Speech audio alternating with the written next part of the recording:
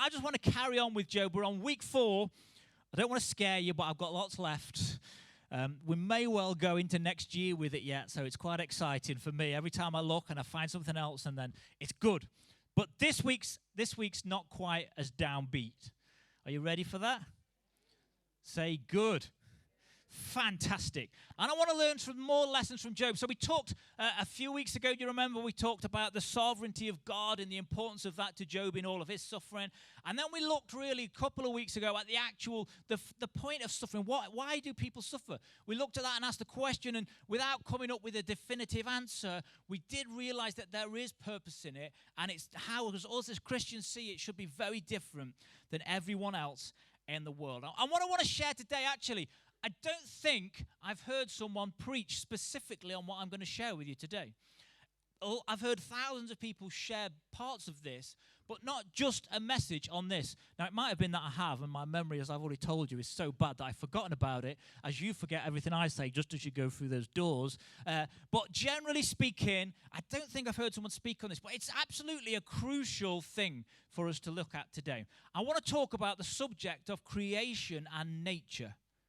Creation and nature in the natural world and all of these things that we have. And it's really, really important.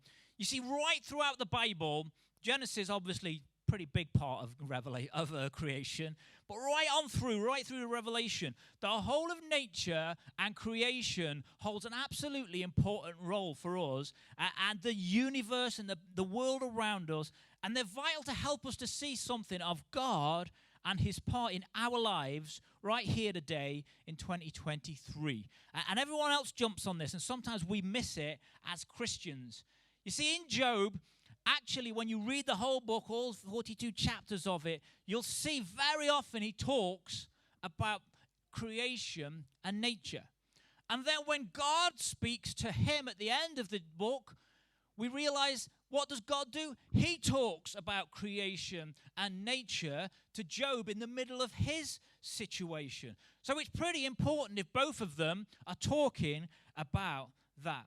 So how we view the world and the universe, I believe, is something that can be a massive help to us in our situations, in our sufferings, in our difficulties. We need to sometimes have a little look. We need to open our eyes to what is around us. You see, so often when we're down, and this isn't like a bad point, I'm not saying this is naturally what we'll do is when we're in a down, we put our heads down and we take our eyes down. And part of looking at creation and nature means, actually, let's lift up our eyes and see what is around us, and it will help you in the middle of your problem and your crisis, I truly believe. Job is full of similes. Now, I went to school, and so I think I've got the right word there. If there's any English teachers or cleverer people than me, which most of you I'm sure are, simile is something that relates to it. It's like a like-as word. I think I remember that correct from school. I'm trying to feel the teachers in here. Have I got that right? Yeah. No one's waving their heads at me anyway. So a simile is that, and Job is full. He's looking at everything he talks. When he speaks, he says, oh, it's like this, and he relates it to nature. Oh, it's like this. It's like something to do with nature. And so it was something that was really, really important to you. So just to get you in the mood, I've got some universe facts and bringing them back down. So here's your little bit of education. So this is off the internet, so it's bound to be true. So we'll start at the big picture, the whole universe picture. And these are some facts that hopefully will just get you in the mind. Are you all ready to be educated by me? Fantastic. Okay. So consider the distance between the stars. So let's start with the nearest star system. I think there's a little picture for this. This will be the first picture, I think. So there's 4 of these done. That's it. Let's start with the nearest star system to the Earth, besides the Sun, is the Alpha Centauri system. And unlike the solar system that we're in, Alpha Centauri contains more than one star. 2 bright stars comparable to the Sun in size and color revolve around each other every 80 years. Now I have to say this without laughing. A third faint red dwarf star, all of you old people from the 90s will laugh, Darryl, called Proxima, lies further away. The distance to this system is about, are you ready for this? Now, I'm not 100% sure if this is American trillion or British trillion, but it's a long way anyway. The distance to this system is about 25 trillion miles. It's quite a long way.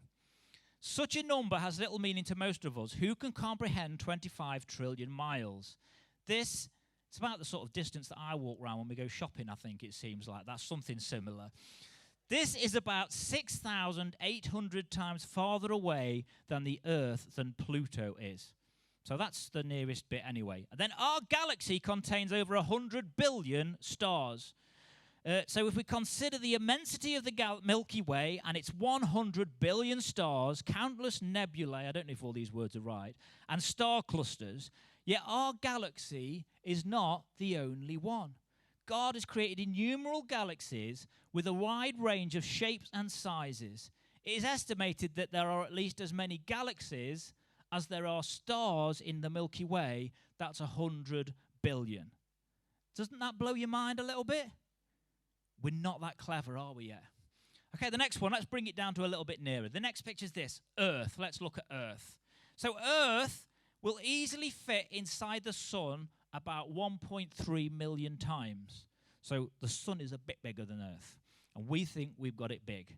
Now, wherever you are on the Earth, so when someone says what you're doing nothing, you can say, well, actually, I'm not doing nothing, because wherever you are at the Earth, you're spinning at a rate of 1,609 kilometers per hour as the Earth rotates on its axis, and also you're racing around the sun at the speed of 108,000 kilometers per hour. So no wonder you get your steps in every day if that's what's happening as we're moving around. So that's Earth. Let's bring it a little bit nearer down to Earth again and look at some of the animals. I remember Kingsley preaching on the giraffe a while ago. He didn't preach on the giraffe, as in he wasn't sat on a giraffe while he was preaching, because that would have been a memorable story. But I remember him talking about it, and so I researched a few giraffe facts. So this is interesting. A giraffe bending its neck down to drink water is a marvelous display of design. The 25-pound heart that pumps blood way up to the neck against gravity suddenly pumps down with gravity when he puts its head down, which actually should cause its delicate brain to explode. Now, that would be a nature video, wouldn't it? But the blood vessels are uniquely designed with reinforced walls, bypass valves, a cushioning web, and sensor signals to moderate the pressure, so when the giraffe bends its head down, its head doesn't blow up. But the reverse of this intricate system happens when the giraffe raises its head so that he doesn't pass out. Otherwise, every time he picked his head up, giraffes would be falling all over the floor, passing out. So that's incredible, isn't it? That's incredible. And now we're going to look at you, okay? And what a beautiful sight it is this morning to see you all. So as I was talking about all those sort of Milky Ways and galaxy, maybe you were starting to get a bit hungry. Maybe your taste buds started to think, because that's what I think when I think of Milky Ways and galaxy, not what's up there. So let me talk a little bit about how we taste things. The organ primarily responsible for our sense of taste is the taste bud. Taste buds are microscopic structures near the surface of our tongue. We have about 8,000 taste buds which wear out and are replaced every 2 weeks throughout life. As we age, some taste buds are not replaced and our taste becomes less sensitive. That is why many people prefer more salt and pepper on their food as they get older. Is that true for anyone? There you are. I taught that to someone yesterday that I was with. They weren't aware of that either, but they do say, yes, I do like more salt on my food. Anyway, taste buds are mostly located in tiny mushroom-shaped bumps called, and I definitely will pronounce this wrong, fungiform pupillae, scattered on the surface of your tongue. If you look closely in a mirror, you can see that these pupillae are smooth little bumps on the top and the sides of your tongue. Other taste buds are located in foliate pupillae in the walls of small folds on each side of your tongue. So tasting morsels of food is more complicated than simply letting them touch the outside of your taste buds. The food must pass through a small hole, the taste pore, to reach a spherical cluster of about 100 taste receptor cells inside the taste bud. For our taste buds to work, saliva must at least partially dissolve the food. Inside the taste bud, the dissolved food becomes in contact with a tiny hair-like structures on the taste receptor cells. These cells respond to 4 basic flavors: salty, sweet, sour, and bitter. The taste receptor cells send these basic flavor signals to the brain by way of special cranial nerves in the brain. They are combined with odor signals coming from the nose. Together, they produce all the subtle flavors we are able to perceive. Wow. You'll taste your dinner in new light when you get home, won't you? Science lesson over. Okay, so they're interesting, but as I was looking for these, I've got to have a rant. I haven't had a rant for a while, so this is Jonny's Sunday morning rant. But I believe it's a significant rant, and I think it has a purpose. I always think all my rants have purpose. It's just that nobody else does. But this one, it does. When I was looking for these facts, it was quite difficult to find facts on the internet that weren't based around evolution. You wanted to find facts about the universe and humans and animals. They were nearly all evolution-based. So how important is it for us to believe creation as Christians? It's absolutely vital. Absolutely vital. You see, I want to tell you today that I'm not a genius. I'm certainly not sort of a high-clothing thing, but I have spoken to one or two, and I have read some bits. Evolution isn't fact. I want to put this out there, and if you're a science teacher, I'm sorry. I won't argue with you, but I'll shake your hand afterwards. But it is constantly changing. As you read it, what they thought was fact suddenly isn't fact anymore because they found something that disproved that fact. And the reality is we just accept so often in our nation that it is. Now, I fully admit that I need faith to believe creation. Absolutely, I need faith to believe that because I can't prove it. But I believe you need more faith to believe evolution than you do to believe creation.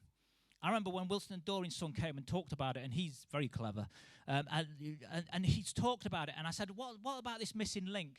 And he was telling me, and I've heard this say before, he said, it's not a missing link. There's hundreds of missing links in the evolution system, and actually they're missing because they're not there. That's why they're missing. And yet so often we accept it, and we accept it being taught in our schools and everything as absolute fact. Well, let me tell you today, it isn't absolute fact. And we need to make a stand sometimes and be right. I don't mind them teaching evolution, but they need to teach creationism alongside it. In fact, most intelligent scientists today would say there's more evidence for intelligent design that they might not call God than they would just evolution happening by chance. But they won't teach that in schools because they don't want to put God in it. But I must be careful that I mustn't rant too much. You see, I believe with all of my being that the universe came into being by God speaking his word and it being created, not by some bang that happened however many million years ago it happened. You see, I want to tell you today, you have not descended from an ape. Absolutely not. No chance at all. Because in my Bible, it tells me that God spoke the word and he created me in his image. I didn't develop. And that's why it's so important. That's why this is so massive. This is why we need to teach it to our kids and tell our kids to tell our teachers about it. God made me in his image. I didn't develop from an ape. And it's so, so important. That's why this is so massively important that we mustn't do it. This is what it says in Hebrews 11, verse 3.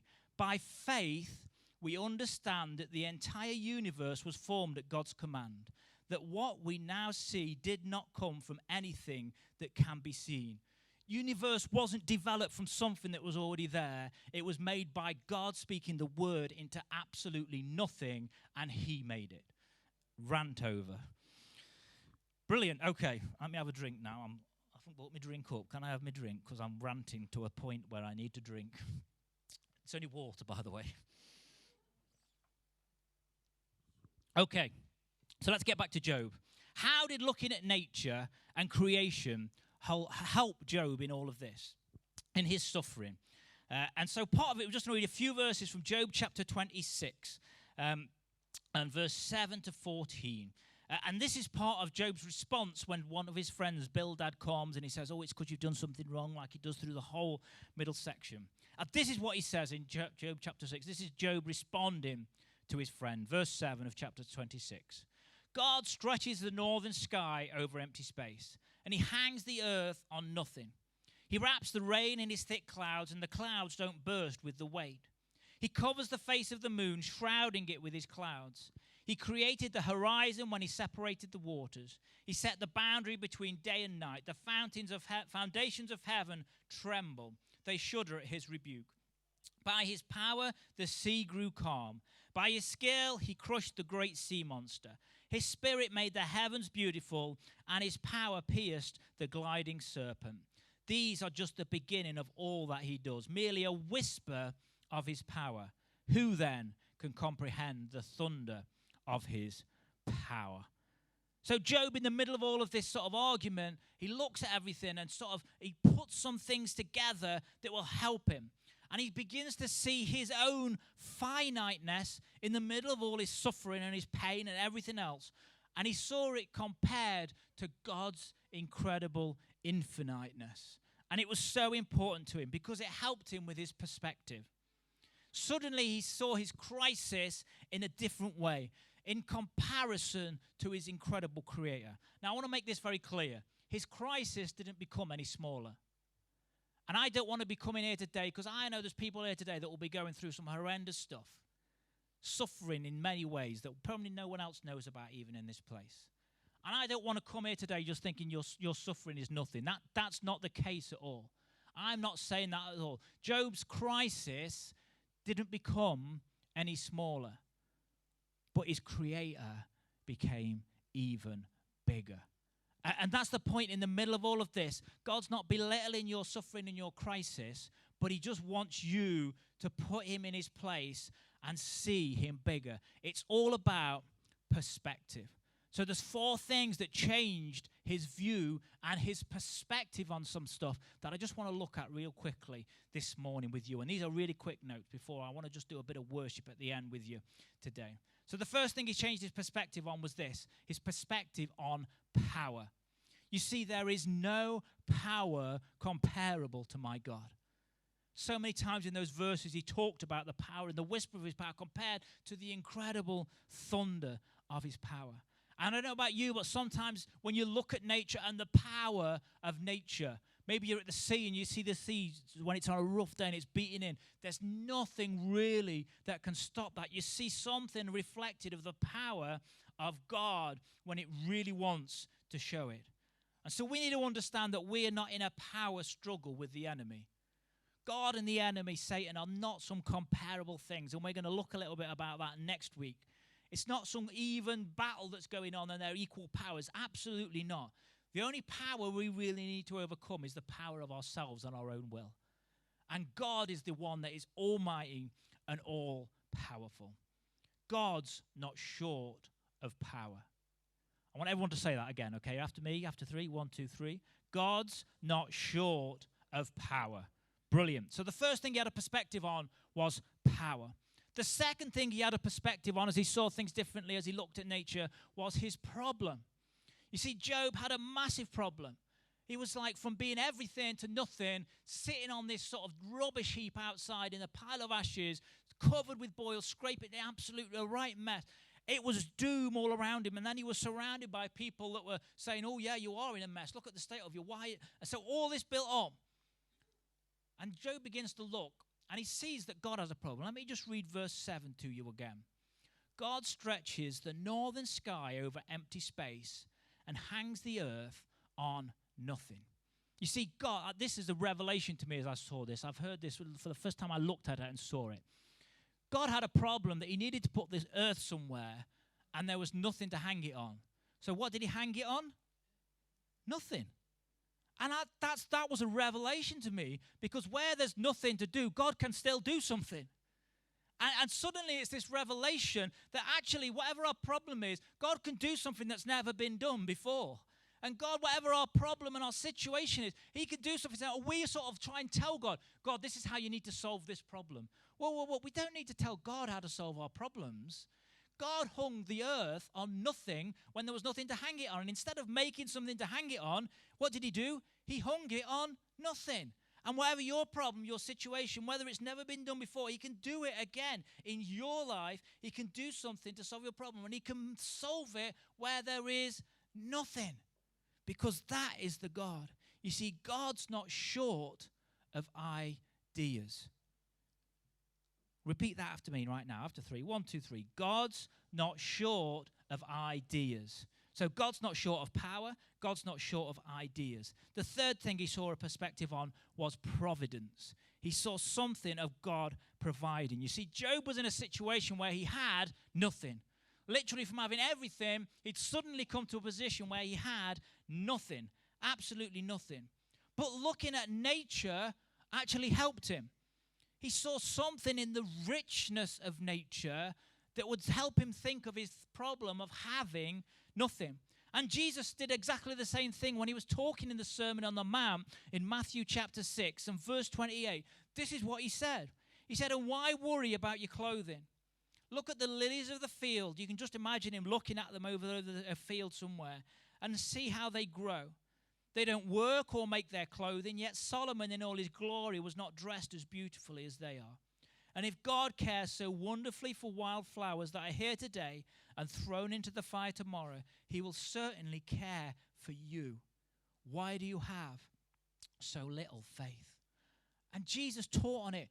Job saw it. And we need to understand that as we look at nature, we can see something of the incredible providence of an awesome, almighty, all-powerful, all-owning God. You see, God's not short of resources. Repeat after me. 1, 2, 3. God's not short of resources.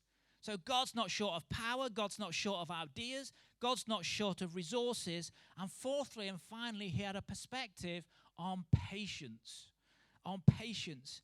You see, nature is a brilliant picture to look at to see something of the importance of patience and timing and how God's timing is absolutely perfect. In Ecclesiastes, we read, don't we, there's a time for everything, a time to reap and a time to sow, and so on and so on. And the best illustration of this I can remember hearing it once about a young boy, and he went into the garden, and he'd seen in the garden that there was a chrysalis hanging off a tree. And a chrysalis, so a caterpillar had turned into a chrysalis, and he'd seen it, and he'd been waiting for the butterfly to emerge from this chrysalis. So he comes and he looks at it, and he can see that the butterfly is inside, and it's beginning to get ready to move around inside. And he'd been a little impatient, and actually thinking he's going to try and help, what he does is he goes and he gets like a little pair of scissors, and he starts to snip at the chrysalis. And he says, he seems to be struggling. He's going through such a hard time. I'm going to help him come out so it's easier for him. So he cuts around and he cuts out. And eventually this not quite fully developed butterfly falls out of the chrysalis on the floor. And then just in the heat of the sun, just dies there and then. And he starts to cry. And his mum sees him crying. So she comes down the garden and she comes to him and she says, "What's the matter?" So he tells her just what he's done. And she explains to him, she says, "Son, you need to understand that part of the nature of this butterfly developing, it's the wrestle, it's the struggle inside the chrysalis that actually gives strength to the wings so that as soon as it comes out, it can fly. It's not a process that can be shortcut." And what a beautiful example of nature, of how God deals so often with us. And we're in moments sometimes of struggle and pain, and we all just ask, "God, take us out of this." But sometimes, folks, there's not a shortcut out of it. We've got to come through it. And it's only in the struggle, it's only in the wrestle, actually, that we develop the strength so that we can actually fly to become who God's called us to be. And it's the hardest thing to learn. But it's in the painful and the tough and the difficult times that we can come through and he can make us stronger to be who we are. There isn't a shortcut. There isn't an easy way to do it, I'm afraid. But that's how it is. It's the struggle that produces the strength. You see, God's not short of time. Repeat after me. 1, 2, 3. God's not short of time. You see, it helped Job to have a perspective. He saw that God's not short of power, God's not short of ideas, God's not short of resources, and he's not short of time either. You see, it's so interesting that Job looks at nature when he's struggling. And then when God comes and speaks words to him, God actually uses nature and the stuff that is around him as well to talk a little about who he is. And what I've got for you today is I want to read, so God speaks for like 2 and a bit chapters, and I really wanted to read them to you, but then I realized that you're probably fed up with my voice already. So what I've done is a little video now of someone else reading it with some pictures on, as we just read these 2 verses right now, these 2 chapters right now. Just listen to it, watch it, and just let something of the awesomeness of God and his creation and the importance of it just become relevant to you as you watch and listen to these verses. Thank you.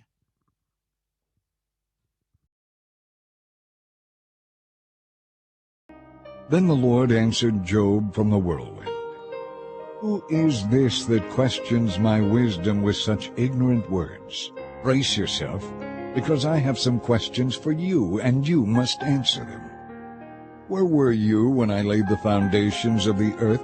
Tell me if you know so much. Do you know how its dimensions were determined, and who did the surveying, what supports its foundations, and who laid its cornerstone, as the morning stars sang together, and all the angels shouted for joy? Who defined the boundaries of the sea as it burst from the womb, and as I clothed it with clouds and thick darkness? For I locked it behind barred gates, limiting its shores. I said, thus far and no farther will you come. Here your proud waves must stop. Have you ever commanded the morning to appear and caused the dawn to rise in the east? Have you ever told the daylight to spread to the ends of the earth, to bring an end to the night's wickedness? For the features of the earth take shape as the light approaches, and the dawn is robed in red. The light disturbs the haunts of the wicked, and it stops the arm that is raised in violence. Have you explored the springs from which the seas come? Have you walked about and explored their depths? Do you know where the gates of death are located? Have you seen the gates of utter gloom? Do you realize the extent of the earth? Tell me about it if you know. Where does the light come from, and where does the darkness go? Can you take it to its home? Do you know how to get there? But of course you know all this, for you were born before it was all created, and you are so very experienced. Have you visited the treasuries of the snow? Have you seen where the hail is made and stored? I have reserved it for the time of trouble, for the day of battle and war. Where is the path to the origin of light? Where is the home of the east wind? Who created a channel for the torrents of rain? Who laid out the path for the lightning? Who makes the rain fall on barren land in a desert where no one lives? Who sends the rain that satisfies the parched ground and makes the tender grass spring up? Does the rain have a father? Where does dew come from? Who is the mother of the ice? Who gives birth to the frost from the heavens? For the water turns to ice as hard as rock, and the surface of the water freezes. Can you hold back the movements of the stars? Are you able to restrain the Pleiades or Orion? Can you ensure the proper sequence of the seasons or guide the constellation of the Bear with her cubs across the heavens? Do you know the laws of the universe and how God rules the earth? Can you shout to the clouds and make it rain? Can you make lightning appear and cause it to strike as you direct it? Who gives intuition and instinct? Who is wise enough to count all the clouds? Who can tilt the water jars of heaven, turning the dry dust to clumps of mud? Can you stalk prey for a lioness and satisfy the young lion's appetites as they lie in their dens or crouch in the thicket? Who provides food for the ravens when their young cry out to God as they wander about in hunger? Do you know when the mountain goats give birth?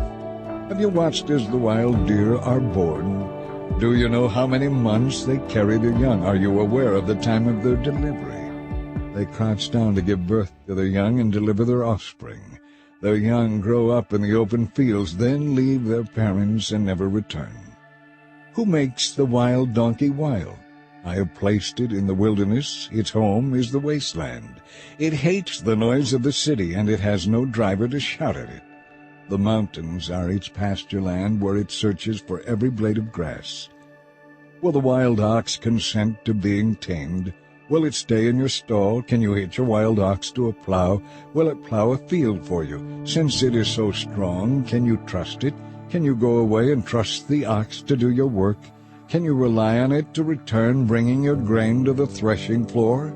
The ostrich flaps her wings grandly, but they are no match for the feathers of the stork. She lays her eggs on top of the earth, letting them be warmed in the dust. She doesn't worry that a foot might crush them or that wild animals might destroy them. She is harsh toward her young, as if they were not her own. She is unconcerned though they die, for God has deprived her of wisdom. He has given her no understanding. But whenever she jumps up to run, she passes the swiftest horse with its rider. Have you given the horse its strength, or clothed its neck with a flowing mane? Did you give it the ability to leap forward like a locust? Its majestic snorting is something to hear. It paws the earth and rejoices in its strength. When it charges to war, it is unafraid. It does not run from the sword. The arrows rattle against it, and the spear and javelin flash. Fiercely it paws the ground and rushes forward into battle when the trumpet blows. It snorts at the sound of the bugle. It senses the battle even at a distance. It quivers at the noise of battle and the shout of the captain's commands. Are you the one who makes the hawk soar and spread its wings to the south? Is it at your command that the eagle rises to the heights to make its nest? It lives on the cliffs, making its home on a distant rocky crag. From there it hunts its prey, keeping watch with piercing eyes. Its nestlings gulp down blood, for it feeds on the carcass of the slaughtered. All of that. Why did God talk in this? One of the reason is, why did he talk in a way that just says, look around you? We talked about the sovereignty of God before, and sometimes what God wants us to do is look around and realize that the world isn't revolving around me. The world is bigger. Now, like I said before, please get a grasp. He's not belittling your problem. He's not belittling your situation. But we need to see it in perspective of our awesome God who always does what is right. And in the middle of suffering and crisis, Job looked and he spoke of nature. And then as God begins to speak too, he spoke of the incredible creation that he had done. From the tiniest part of creation that is unseen to the human eye and to every other part of microscope that we've not discovered yet, to the vastness of the universe that just keeps going on and on, no matter how clever we think we are. As we look around this incredible universe and creator, we suddenly realize there's something in it that the creator loves me. In the middle of my main crisis and difficulty, we can see something. Yeah, we have this vast universe that God created just by the power of his word. But he's a God that is just so incredibly loving, so compassionate, that he's concerned about what you are going through right now at this moment. In Psalm 8, this great Psalm of David that so often we use, in verse 3 and 4 it says this: when I look at the night sky, I see the work of your fingers, the moon and the stars you set in place. And then he says this: what are mere mortals that you should think about them? Human beings that you should care about them. But the truth is, he does look at us. And he does care for us. And he does love us exactly where we are. In fact, he loved us so much that he sent the thing most precious to him in his son Jesus. That he'd planned from the creation of time, knowing that you and I just needed a savior at some time. And we can come to him at any moment and give our lives to him. And he will just bring life into our lives and eternal life and rescue us today. You see, creation and nature around us, it's so important. It's so important that we believe in a God who spoke the things into being and they happen. It's important that you understand you're made in his image, and stamped upon you is the sign of Almighty God. He made you and he cares for you today. And when you sometimes think God doesn't care, let me tell you, he cares more than you know.